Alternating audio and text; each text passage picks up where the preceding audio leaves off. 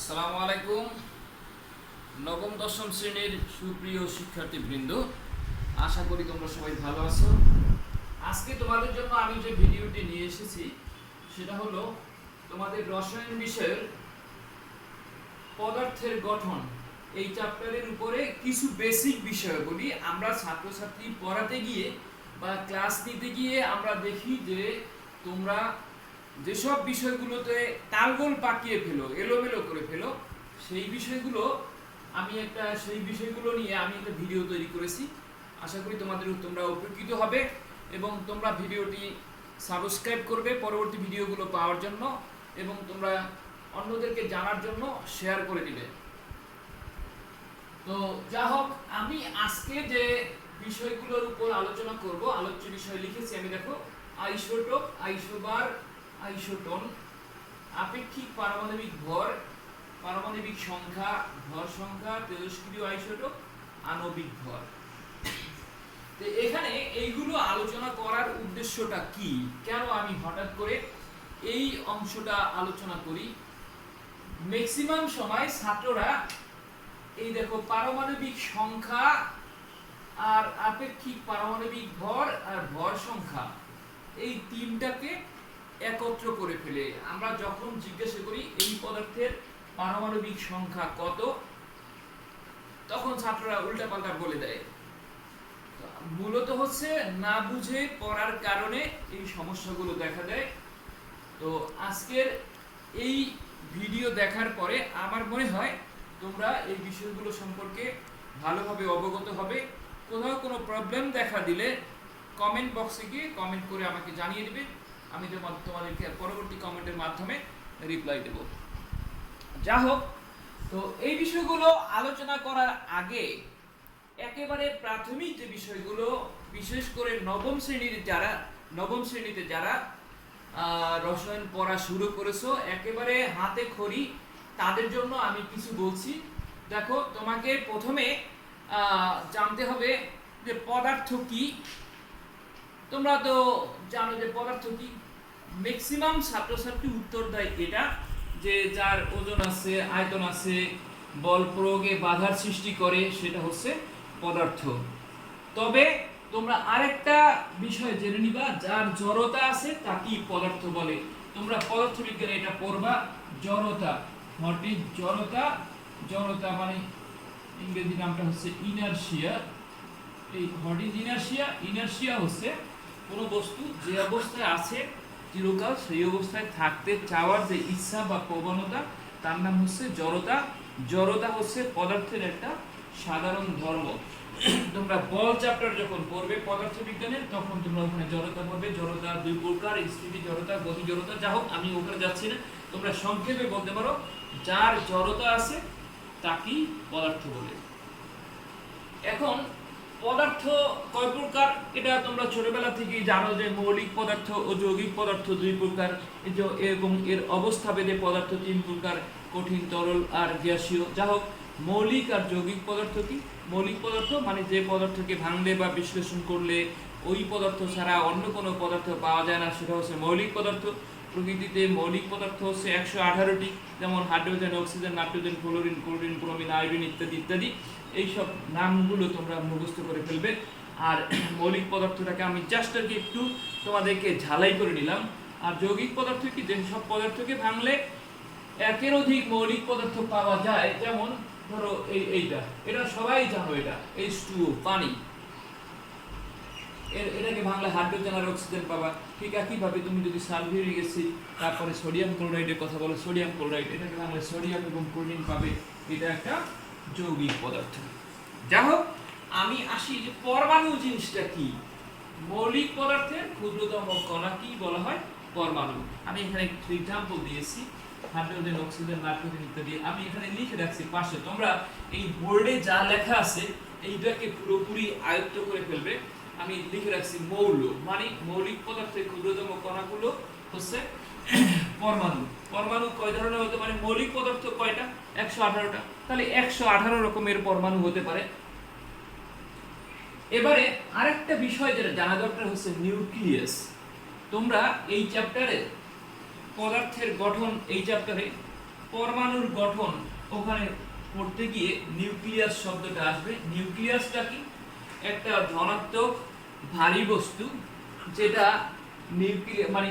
নিউক্লিয়াসের কেন্দ্রে থাকে, কেন্দ্রস্থলে ধনাত্মক চার্জ বিশিষ্ট একটা ভারী বস্তু থাকে। ধনাত্মক চার্জ বিশিষ্ট কেন?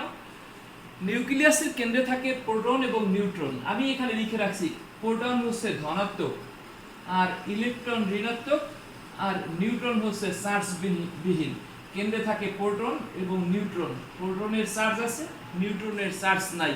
কাজেই এরা চার্জ নাই মানে নাই, আর প্রোটনের তো ধনাত্মক চার্জ আছে, তার মানে এই নিউক্লিয়াসটা, এটাকে আমি নিউক্লিয়াস বলবো। দেখো এইটা নিউক্লিয়াস,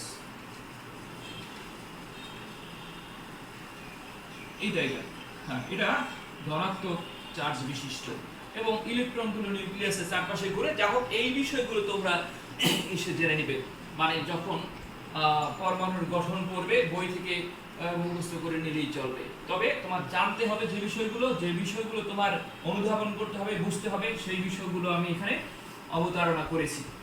যা হোক, আর এখানে আইসোটোপ, আইসোবার, আইসোটোন, এই তিনটা জিনিসও তোমরা তালগোল পাকিয়ে ফেলো, তোমরা এলোমেলো করে ফেলো যে কোনটা কি, সেটা জানতে একটু অসুবিধা হয়।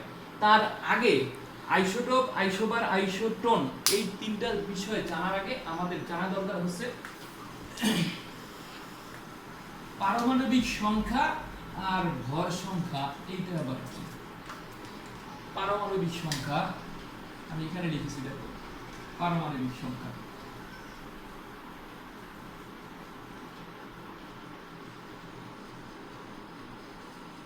এটা হচ্ছে কোন পরমাণুর নিউক্লিয়াসে অবস্থিত প্রোটন সংখ্যাকে বলা হয় পারমাণবিক সংখ্যা। যে কয়টা প্রোটন সংখ্যা থাকবে সেটাই হচ্ছে ওই পরমাণুর পারমাণবিক সংখ্যা, ঠিক আছে? আর ভর সংখ্যা হচ্ছে, এটাকে আমি এ দ্বারা প্রকাশ করি। ভর সংখ্যা হচ্ছে কোন পরমাণুর নিউক্লিয়াসে অবস্থিত প্রোটন এবং নিউট্রন সংখ্যার সমষ্টি। এটাকে আমরা আরেকটা নাম দেই নিউক্লিয়ন সংখ্যা। নিউক্লিয়ন সংখ্যা আর ভর সংখ্যা একই, মানে নিউক্লিয়াসে যা আছে তাই হচ্ছে ভর সংখ্যা বা নিউক্লিয়ন সংখ্যা। নিউক্লিয়াসের ভিতরে যা আছে তার টোটাল সংখ্যা, যদি কোনো পরমাণুর প্রোটন সংখ্যা 5 হয়, নিউট্রন সংখ্যা 7 হয়, তার ভর সংখ্যা হবে 5 যোগ 7 সমান 12। আর পারমাণবিক সংখ্যা হচ্ছে শুধু প্রোটন সংখ্যা। পারমাণবিক সংখ্যা কি? প্রোটন সংখ্যা। এটাকে, এই পারমাণবিক সংখ্যাকে জেড দ্বারা প্রকাশ করা হয়। যদি আমরা একটা পরমাণুর প্রতীক যদি x ধরি, এটাকে আমরা এরকম লিখতে পারি জেড, এখানে a। এই x হচ্ছে পরমাণুর প্রতীক, a হচ্ছে ভর সংখ্যা, আর z হচ্ছে পারমাণবিক সংখ্যা। কাজেই এই ভর সংখ্যা এবং পারমাণবিক সংখ্যা আমার মনে হয় বুঝতে পেরেছো। তোমাদেরকে যদি বলা হয় কোন পরমাণুর পারমাণবিক সংখ্যা 10 বা 8, এটা বলতে কি বোঝায়? কোন পরমাণুর পারমাণবিক সংখ্যা ধরো 6 বলতে বোঝায় পরমাণুটির নিউক্লিয়াসে 6টি প্রোটন রয়েছে। এই কথাটুকু লিখে দিলে, এটা অনুধাবনমূলক প্রশ্ন, কিন্তু এরা পারমাণবিক সংখ্যা 6 বলতে বোঝায়। সেই ক্ষেত্রে পারমাণবিক সংখ্যার সংজ্ঞাটা আগে লিখে দিবা, যে কোনো পরমাণুর নিউক্লিয়াসে অবস্থিত প্রোটন সংখ্যাকে বলা হয় পারমাণবিক সংখ্যা। কাজেই পারমাণবিক সংখ্যা 6 বলতে বোঝায় পরমাণুটির নিউক্লিয়াসে 6টি প্রোটন রয়েছে। আবার ঠিক একইভাবে তোমাকে যদি বলা হয় যে ভর সংখ্যা, কোন পরমাণুর ভর সংখ্যা 12 বলতে বোঝায়, এই 12 বলতে কি বোঝায় তার আগে একটু এই ভর সংখ্যার সংজ্ঞায়নটা করে নিবা, যে কোনো পরমাণুর নিউক্লিয়াসে অবস্থিত প্রোটন এবং নিউট্রন সংখ্যার সমষ্টিকে ভর সংখ্যা বলে। এই কাজেই কোনো পরমাণুর ভর সংখ্যা 12 বলতে বোঝায় পরমাণুটির নিউক্লিয়াসে প্রোটন এবং নিউট্রন সংখ্যার সমষ্টি 12। তাহলে আমি মনে হয় যে তোমাদেরকে পারমাণবিক সংখ্যা এবং ভর সংখ্যা বোঝাতে পেরেছি। তো যেটা তোমরা ভুল করো এই দুইটাই ভুল করো, পারমাণবিক সংখ্যা এবং আপেক্ষিক পারমাণবিক ভর। মনে রাখবা আপেক্ষিক পারমাণবিক ভর এবং পারমাণবিক সংখ্যা দুইটা সম্পূর্ণ ভিন্ন একটা বিষয়, দুইটা সম্পূর্ণ ভিন্ন বিষয়। আপেক্ষিক পারমাণবিক সংখ্যা হচ্ছে কোন মৌলের একটি পরমাণুর ভরকে একটি কার্বন 12 আইসোটোপের ভরের 1/2 এর অংশ দ্বারা ভাগ করলে যা পাওয়া যায় তাকে বলা হয় কি আপেক্ষিক পারমাণবিক ভর। এখন কার্বন 12 আইসোটোপের ভরের 1/2 এর অংশ দ্বারা কোন মৌলের একটা পরমাণুর ভরকে আমরা ভাগ করব, তার মানে এটা একটা অনুপাত। যে আপেক্ষিক পারমাণবিক ভর হচ্ছে কোন মৌলের একটি পরমাণুর ভর ও একটি কার্বন 12 আইসোটোপের ভরের 1/2 এর অংশের অনুপাতকে বলা হয়, অনুপাত মানে ভাগ, মানে এইটাকে এটা দিয়ে ভাগ করলে যা হবে তার নাম হচ্ছে আপেক্ষিক পারমাণবিক ভর। এখন তোমাকে যদি আমি প্রশ্ন দেই এরকম যে কোন পদার্থের আপেক্ষিক পারমাণবিক ভর 35.5, এটা বলতে কি বোঝায়? প্রথমে সংজ্ঞাটা দিয়ে নিবা। বলতে বোঝায় ওই পদার্থের বা ওই মৌলের, মূলত মৌলেরই হবে, ওই মৌলের একটি পরমাণুর ভর ও একটি কার্বন 12 আইসোটোপের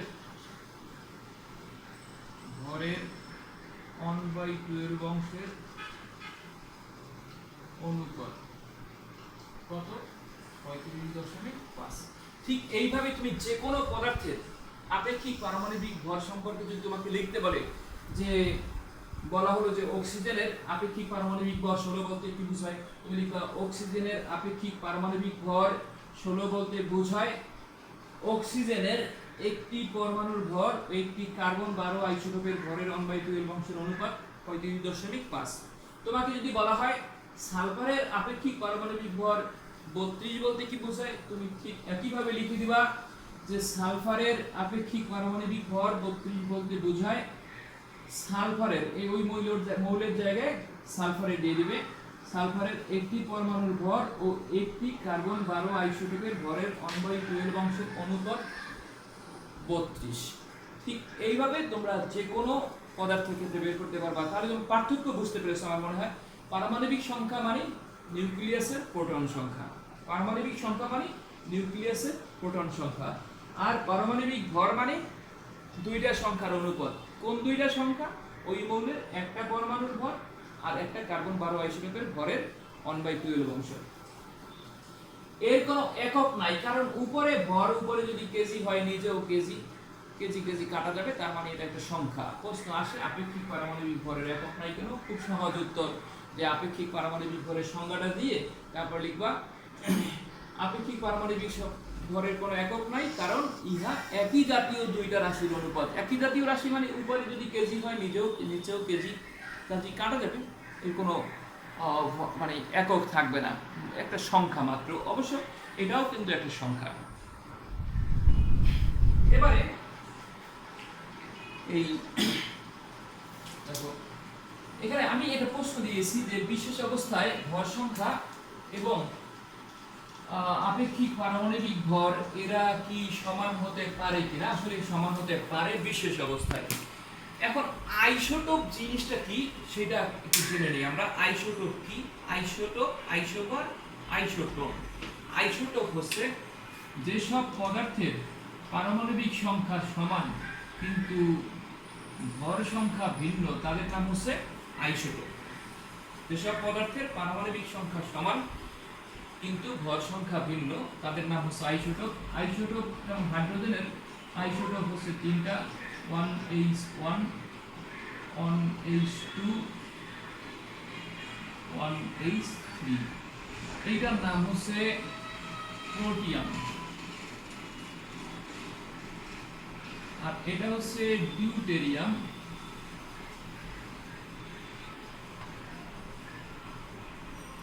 এটার নাম হচ্ছে ট্রিটিয়াম।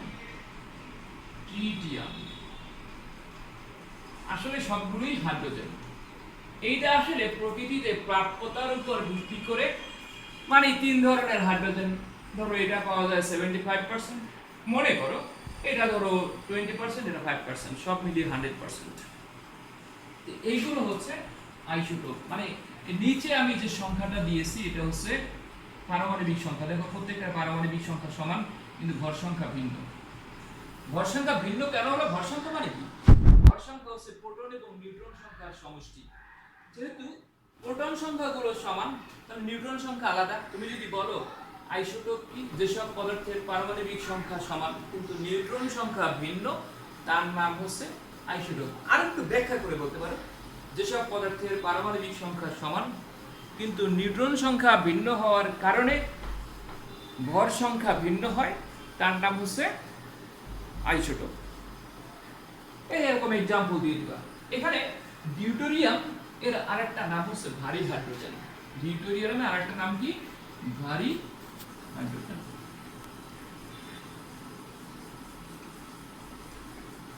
এটার প্রতীককে আমরা ডিও দিতে পারি। যেমন এই ভারী হাইড্রোজেন দিয়ে পানি হয় D2O। D2O মানে এটা H2O, মানে তোমরা পানি যে সংকেত লেখো যে H2O, এখানেও D2O, এটার নাম হচ্ছে ভারী পানি, মানে হচ্ছে এটা ডিউটেরিয়ামের অক্সাইড বা ডিউটেরিয়াম অক্সাইড। তো যাই হোক, আমার মনে হয় যে আইসোটোপ কি তোমরা বুঝতে পেরেছো। আর একটা বিষয় হচ্ছে আইসোবার। আইসোবারটা হচ্ছে যেসব পদার্থের পারমাণবিক সংখ্যা সমান কিন্তু নিউট্রন সংখ্যা ভিন্ন। যেসব পদার্থের পারমাণবিক সংখ্যা সমান কিন্তু নিউট্রন সংখ্যা ভিন্ন, তার নাম হচ্ছে আইসোবার। আমি আবার বলছি, আইসোবারটা কি? যেসব পদার্থের আইসোবার আর আইসোটোপ দুইটাকে আবার এলোমেলো করে ফেলো না তোমরা। আইসোটোপ কি? যেসব পদার্থের পারমাণবিক সংখ্যা সমান কিন্তু ভর সংখ্যা ভিন্ন, তার নাম হচ্ছে আইসোটোপ। আর আইসোবার হচ্ছে যেসব পরমাণুর পারমাণবিক সংখ্যা একই কিন্তু পারমাণবিক সংখ্যা ভিন্ন। পারমাণবিক সংখ্যা ভিন্ন, এটা মনে রাখবা। সংখ্যা ভিন্ন মানে, যেমন আমি যদি কপার আর জিঙ্ক নেই 3064, এখন এখানে আমি বলছি যেসব পদার্থের পরমাণুর পারমাণবিক সংখ্যা সমান কিন্তু পারমাণবিক সংখ্যা ভিন্ন, মানে এখানে প্রোটন সংখ্যা ভিন্ন। এর প্রোটন সংখ্যা আলাদা হবে। ঠিক আছে? আচ্ছা, এবারে আইসোটোনটা কি? যেসব পদার্থের নিউট্রন সংখ্যা সমান, আমি দুইটা পদার্থ এখানে লিখেছি দেখো, 1H2 আর 2He3। 1H2 মানে কি আর 2He3 এটা মানে কি? দেখো হাইড্রোজেন, এখানে এটা হচ্ছে ভর সংখ্যা আর হিলিয়ামের ভর সংখ্যা। এখানে কিন্তু দেখো এই দুইটা মাইনাস করলে কত হয়? 1।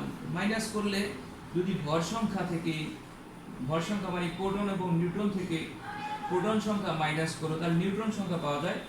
এই দুইটা মাইনাস করলেও 1 পাওয়া যায়। তাহলে এই দুইটাকে বলা হয় একটাকে অপরটার আইসোটোন। তাহলে আমরা তিনটা বিষয় দেখো। আইসোটোপ কি? পারমাণবিক সংখ্যা সমান কিন্তু ভর সংখ্যা ভিন্ন। আইসোবার কি? যেসব পরমাণুর পারমাণবিক ভর সংখ্যা সমান, ভর সংখ্যা একই কিন্তু পারমাণবিক সংখ্যা ভিন্ন, মানে প্রোটন সংখ্যা ভিন্ন, তার নাম হচ্ছে আইসোবার। আইসোবারটা কিন্তু ভিন্ন ভিন্ন মৌলের হয়। আমি কিন্তু দেখাইছি এখানে যে কপারের ক্ষেত্রে দেখাইছি আর জিঙ্কের ক্ষেত্রে দেখাইছি, কিন্তু আইসোটোপ কিন্তু একই মৌলের ক্ষেত্রে হাইড্রোজেন। আবার আইসোটোন, এখানেও এই হাইড্রোজেন আর হিলিয়াম, এটাও কিন্তু ভিন্ন ভিন্ন মৌলের ক্ষেত্রে। শুধু আইসোটোপটা একই মৌলের ক্ষেত্রে, এখানে আইসোবার এটাও ভিন্ন ভিন্ন মৌলের ক্ষেত্রে, আবার আইসোটোন যেটা সেটাও ভিন্ন ভিন্ন মৌলের ক্ষেত্রে। তো যা হোক, আমার মনে হয় আইসোটোপ, আইসোবার এবং আইসোটোন এই সম্পর্কে তোমার আইডিয়া হয়েছে তোমাদের। এবার দেখো বিশেষ অবস্থায় ভর সংখ্যা এবং আপেক্ষিক পারমাণবিক ভর এরা সমান হতে পারে কিনা। ধরো আপেক্ষিক পারমাণবিক ভর m, আর দুইটা পদার্থ আমি লিখেছি এখানে যে একটা পদার্থ যার আপেক্ষিক পারমাণবিক ভর হচ্ছে m1 এবং এইটা প্রকৃতিতে পাওয়া যায় a%। আর এইটারই আরেকটা আইসোটোপ যেটা প্রকৃতিতে পাওয়া যায় b%, মানে a আর b% মিলে কিন্তু 100% হবে। ধরো এটা 75% এর 25%। তাহলে এই দুইটাকে গুণ করো, মানে আপেক্ষিক পারমাণবিক ভর হচ্ছে এরকম, আপেক্ষিক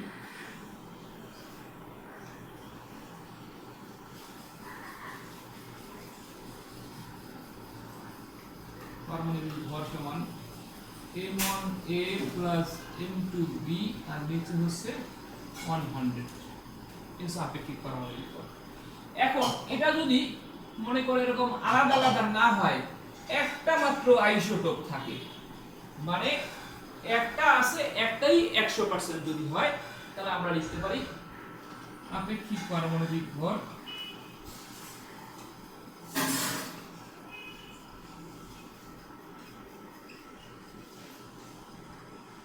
সমান m ইনটু 100 নিচে 100। এখানে যেমন এই দুইটা মিলে হয়েছে 100, a% আর b% মিলে 100, এখানে m টাই 100, মানে সরি m টাই 100% আছে, ইকুয়াল টু কত m। m হচ্ছে ভর সংখ্যা। তাহলে আমরা বলতে পারি যে বিশেষ অবস্থায় ভর সংখ্যা এবং আপেক্ষিক পারমাণবিক ভর সংখ্যা ভর সমান হতে পারে। কখন সেই বিশেষ অবস্থা? যদি আইসোটোপ প্রকৃতিতে মাত্র একটাই পাওয়া যায়, তখন ওটা হচ্ছে ভর সংখ্যা এবং আপেক্ষিক পারমাণবিক ভর সমান হয়ে যাবে। এবারে আরেকটা বিষয় হচ্ছে তেজস্ক্রিয় আইসোটোপ।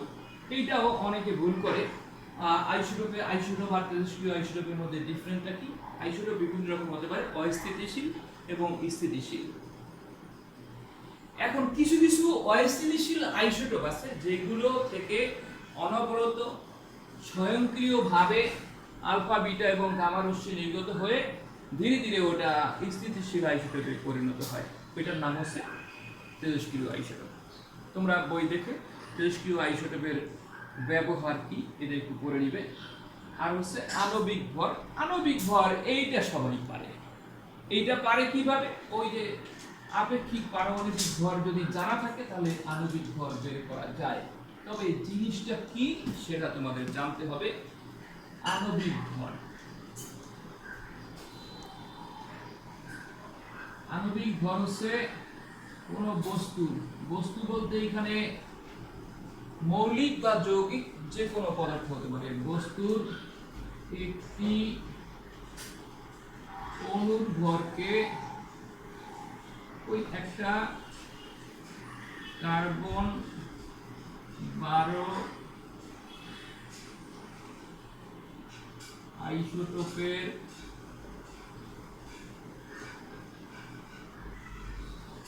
ভরের 1/12 অংশ দ্বারা যদি ভাগ করো তখন যা পাওয়া যায় তার নাম হচ্ছে আণবিক ভর। এই আণবিক ভর বের করার সিস্টেম হচ্ছে যেমন ধরো কার্বন ডাই অক্সাইড এর আণবিক ভর, এইটা অনেকেই পারে যদি তোমার আপেক্ষিক পারমাণবিক ভর জানা থাকে, যে কার্বনের আপেক্ষিক পারমাণবিক ভর 12 আর অক্সিজেনের 16 পূরণ 2 12 যোগ 32 44। তবে তোমাদের একটু সতর্ক করে দিই আমি, অনেকেই লেখে এরকম এত সমান 12 যোগ 16 পূরণ 2, হ্যাঁ সবই বের করছে কিন্তু ফুল নাম্বার পাবে না বা নাও পেতে পারো। কার্বন ডাই অক্সাইড সমান সমান 44, এটা দ্বারা কি বোঝায়? হ্যাঁ এটা দ্বারা বোঝা যাচ্ছে কার্বন ডাই অক্সাইডের আণবিক ভর এত, কিন্তু এইটা দ্বারা কি বোঝা যাবে? বোঝা যাবে না। কাজেই তোমরা এরকম ভুল করবে না।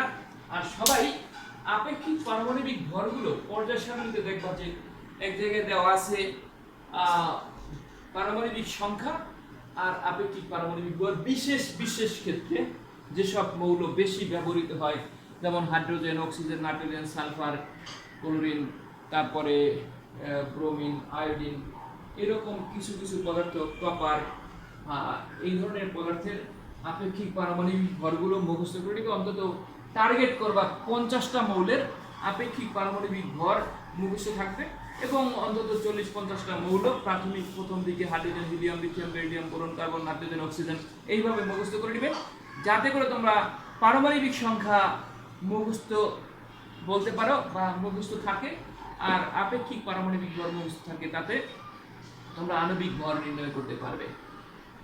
আমার প্রিয় ছাত্রছাত্রী, আমার মনে হয় আজকের লেকচার তোমরা বুঝতে পেরেছো। কোথাও কোনো সমস্যা থাকলে কমেন্ট বক্সে কমেন্ট করে জানাবে, আর তোমরা চ্যানেলটা সাবস্ক্রাইব করবে। আর বেসিক বিষয়ের উপরে আমি কথা বললাম আজকে, পরবর্তী দিন আমরা আবারও নতুন ভিডিও নিয়ে আসবো। তোমরা সবাই ভালো থাকো, এই প্রত্যাশা ব্যক্ত করে শেষ করছি। সবাইকে ঈদ উল ফিতরের শুভেচ্ছা থাকলো। আগামীকাল ঈদ, তবে সরকারি নিয়ম নীতি মেনে তোমরা ঈদ উল ফিতরের নামাজ আদায় করবে, আর কারোর সাথে কেউ কোলাকুলি করবে না, হ্যান্ডশেক করবে না, আর মসজিদে গিয়ে কমপক্ষে 3 ফিট দূরত্বে যাবে, বাসা থেকে উজু করে যাবে, আর নিজ নিজ জায়নামাজ নিয়ে যাবে। সবাইকে আবারও ঈদ উল ফিতরের শুভেচ্ছা জানিয়ে আজকের ভিডিও এখানে শেষ করছি। আল্লাহ হাফিজ।